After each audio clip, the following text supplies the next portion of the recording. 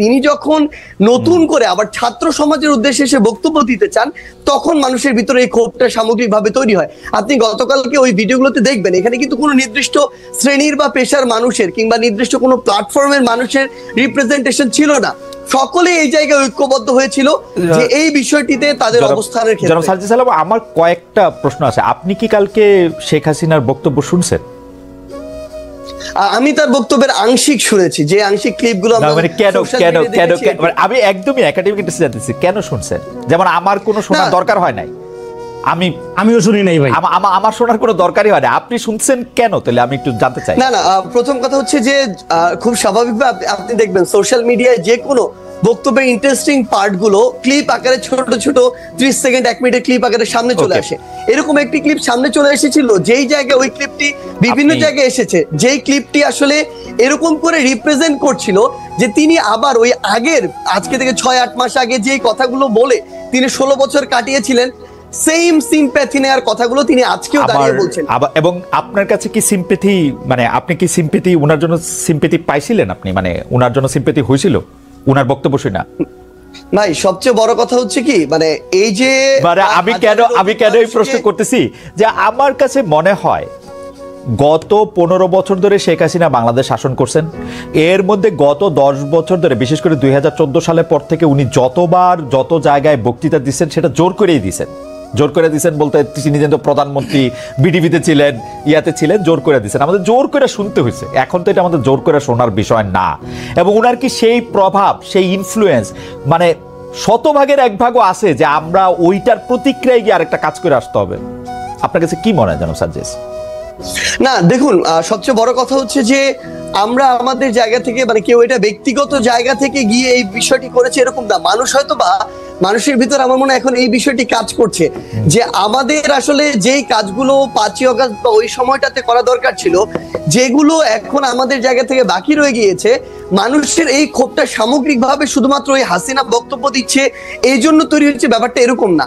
এই ক্ষোভের কিছু অংশ আমি যদি বলি একদম ফ্র্যাঙ্কলি, অন্তর্বর্তীকালীন সরকারের উপরেও আছে। এই অন্তর্বর্তীকালীন সরকার তাদের জায়গা থেকে এই খুনি যারা ছিল, যারা সরাসরি এই খুনগুলোর সাথে জড়িত, ছাত্রলীগ, আওয়ামী লীগ, যুবলীগের ক্যাডাররা বা কিছু কিছু পুলিশ সদস্য, যাদেরকে আসলে গ্রেফতার করে বিচারের আওতায় আনার কথা ছিল, দৃশ্যমান এরকম একটা বিচার আমাদের দেখার কথা ছিল, সেটি যখন দেখছে না মানুষের ভিতরে একটা ক্ষোভের উদ্গীরণ হচ্ছে। যখন দেখছে ছাত্রলীগ, যুবলীগ, আওয়ামী লীগের ওই সদস্যরাই বিভিন্ন ভাবে বিভিন্ন দলের সাথে এখন যুক্ত হচ্ছে এবং আশ্রয় প্রশ্রয়ে তাদের চোখের সামনে দিয়ে হাঁটছে, তখন এই মানুষগুলোর ভিতরে আরেকটা ক্ষোভ তৈরি হচ্ছে। তখন এই মানুষগুলো সামগ্রিক ক্ষোভের একটি, আমার মনে হয় নতুন এখানে একটা ওকেশন পেয়েছিল, যে ওকেশনে গিয়ে অ্যাটেন্ড করে নিজের এই ক্ষোভটির উদ্গীরণ করেছে। এইটা কি এরকম হইতে পারে জনাব সাজ্জাদ সালাম? ধরেন শেখ হাসিনার উপরে তো আপনার কন্ট্রোল নাই, আমারও কন্ট্রোল নাই। শেখ হাসিনা আরেকটা বক্তৃতা দিল, তারপরে কি কোন বাড়িটা ভাঙবেন? না দেখুন, এখানে শেখ হাসিনা অসংখ্য বক্তৃতা দিক আর একটা বক্তৃতা দিক, সেটা ফ্যাক্ট না। তবে মানুষের ভিতরে এই যে ক্ষোভ, যেই ক্ষোভটা আসলে মানুষের একটা ভিতরে 5ই আগস্টের পরে, যে কথাটি গতকালকে আমরা দেখলাম যে আমাদের উপদেষ্টা মাহফুজ ভাই যিনি রয়েছেন, তিনি বলেছিলেন যে মানুষ ভাঙাটা এক পাশে রেখে গড়ার দিকে মনোযোগ দিচ্ছিলেন, কিন্তু মানুষ যখন দেখছিলেন তার যেটুকু ন্যূনতম চাওয়া, ওই চাওয়াটুকু বিচারের ক্ষেত্রে হোক বা অন্যান্য পলিটিক্যাল স্পেয়ারে হোক, যেটা মানুষ এক্সপেক্ট করে, ওইটুকু যখন প্রত্যাশিত অনুযায়ী পাচ্ছে না, তখন মানুষের এই ক্ষোভের উদ্গীরণটা বিভিন্ন কারণে হচ্ছে এবং ঘটছে। এবং সবচেয়ে গুরুত্বপূর্ণ বিষয় হচ্ছে শেখ হাসিনা আগামীতে, আমি ধরে নিচ্ছি 1 মাস পর কোনো বক্তব্য দিলেনও না, কিন্তু আজকে থেকে 2-3-4 মাস পরে আমরা যদি এই দৃশ্যমান শহীদ পরিবারের কিংবা যারা আমাদের আহত যোদ্ধারা রয়েছেন তাদের এই রক্তের বিচারগুলো দৃশ্যমান না দেখি, দেখবেন শেখ হাসিনার বক্তব্য দেয়া লাগবে না, আমরা শহীদ পরিবার কিংবা আহতদেরকে সাথে নিয়ে হয়তোবা এরকম রাস্তায় আমাদেরকে নেমে যেতে হবে, এরকম একটা দৃশ্যমান বিচারের জন্য। এই জায়গাটা শুধুমাত্র শেখ হাসিনা দৃশ্যমান বিচার করার জন্য আপনারা আওয়ামী লীগের স্থাপনাগুলি বা আওয়ামী লীগের সাথে জড়িত জিনিসগুলি গিয়ে আপনারা ভাঙবেন। এটা আওয়ামী লীগ না। সবচেয়ে বড় কথা হচ্ছে কি, দেখেন আওয়ামী লীগ বলে এমন কিছু এখানে বিষয়কে নিয়ে আসা হচ্ছে, আওয়ামী লীগের সবাই, আমরা যে স্পষ্ট করে বলি, আওয়ামী লীগের যে মানুষগুলো এই বিষয়গুলোর সাথে জড়িত ছিল, হত্যাযজ্ঞের সাথে, খুনের সাথে, ফ্যাসিজমের সাথে, স্বৈরাচারের সাথে, এবং তারা যেগুলোকে সিম্বল এক প্রকার উপাসনালয় হিসেবে তৈরি করে সিম্বলাইজ করে এতদিনের এই রাজনীতিটা করেছে, মানুষের ক্ষোভ ওই জায়গায়। বাংলাদেশে আমি ধরে নিচ্ছি 20% মানুষ আওয়ামী লীগের সমর্থক ছিল, কই বাকি বাড়িগুলোতে তো গিয়ে হামলা করা হয়নি, ওই সমর্থকদের বাড়িতে গিয়ে কিন্তু হামলা করা হয়নি।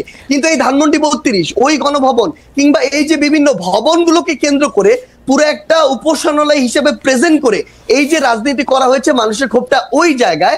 এবং এটা স্পেসিফিক ভাবে দল হিসেবে আওয়ামী লীগ নয়, বরং স্পেসিফিক ভাবে কিছু প্রতিষ্ঠান বা উপাদান যেগুলোকে সামনে রেখে এতদিন আওয়ামী লীগ এই অত্যাচার নিপীড়নের রাজনীতিটা করেছে। ওকে, জনাব সাজ্জাদ আলম, আপনি যে বিচার না হওয়ার কথা, যারা এর জন্য দায়ী সেটা না হওয়ার কথা, সেটা আপনি বলেন। আমি মনে করি বাংলাদেশে জুলাই আগস্টে বা তার আগে যতগুলি রাজনৈতিক হত্যাকাণ্ড হয়েছে, যতগুলি রকম পুলিশ গুলি চালিয়েছে, নিবর্তনমূলক যত রকম কাজ করেছে, সেটা সরকার প্রধান সেটা এককভাবে তাকে দায়ী করা উচিত, অন্তত প্রথম জায়গায় তাকে রাখা উচিত।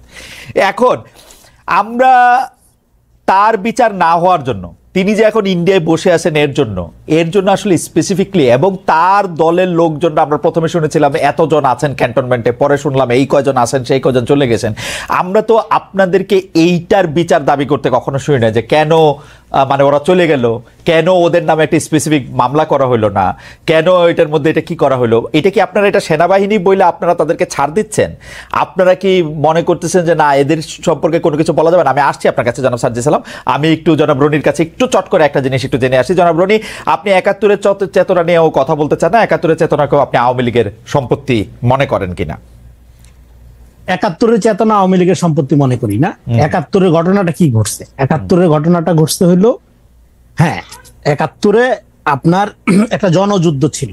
সেই জনযুদ্ধকে ভারতীয় বাঙালি বুদ্ধিজীবীরা বয়ান কইরা এটা আওয়ামী যুদ্ধে পরিণত করছে। এটা ন্যারেশন লিটারেচারের মধ্য দিয়ে বয়ান করেছে। সেইটা সেই ঘটনা 24-এর ক্ষেত্রে কিছু কিছু জায়গায় দেখা যাচ্ছে, সেইটা আলোচনায় পরে আসবো। দেখেন, আপনার ম্যাকিয়াভেলির আলোচনা থেকে যদি আমি বলি, সেটা হলো man have to respect the past but to submit to the present.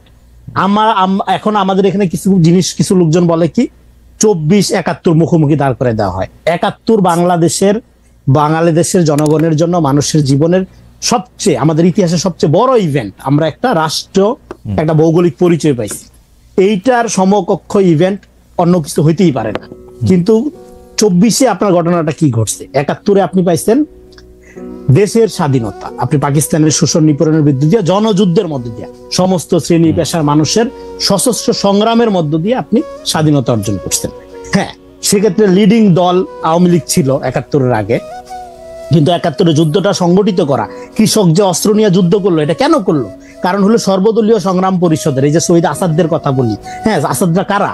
এরা কিন্তু ওই ভাসানীর নেতৃত্বে কৃষক সমিতি গড়ে তোলা, কৃষকদের মধ্যে এমন ভাবে চৈতন্যটা আপনার সেই 65 সালের পর থেকে এমন ভাবে আপনার মানে ফিল্ড ওয়ার্ক গুলো করা হয়েছে, মাঠে মাঠে করা হয়েছে, যাতে করে এই কৃষক, যাকে আপনার অবলা মনে করা হয়, তারা অস্ত্র হাতে তুলে নিয়ে যুদ্ধ করতে রাজি ছিল। হ্যাঁ, সিম্বল আকারে তখন আওয়ামী লীগ গুরুত্বপূর্ণ রাজনৈতিক দল আকারে দায়িত্ব পালন করে, তাদের নেতৃত্বে হ্যাঁ যুদ্ধ। কিন্তু মাঠে যুদ্ধ সংগঠিত করে আপনি যদি একটা গবেষণা করেন যে আওয়ামী লীগের বড় বড় নেতা আর মুক্তিযুদ্ধের শহীদদের তালিকা, দেখবেন যে আওয়ামী লীগ লজ্জা পেয়ে যাবে। এই যে মুক্তিযুদ্ধ ব্যবসায়ী দলটি, হ্যাঁ, এরা তো যুদ্ধ করছে কোথায়? বড় অংশ তো কলকাতায় আশ্রয় ছিল।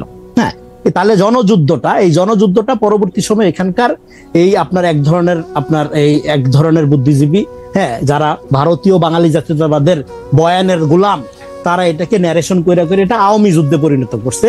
শাহবাগের মধ্য দিয়ে এটার একটা সামাজিক ফ্যাসিবাদের চূড়ান্ত আমরা দেখছি।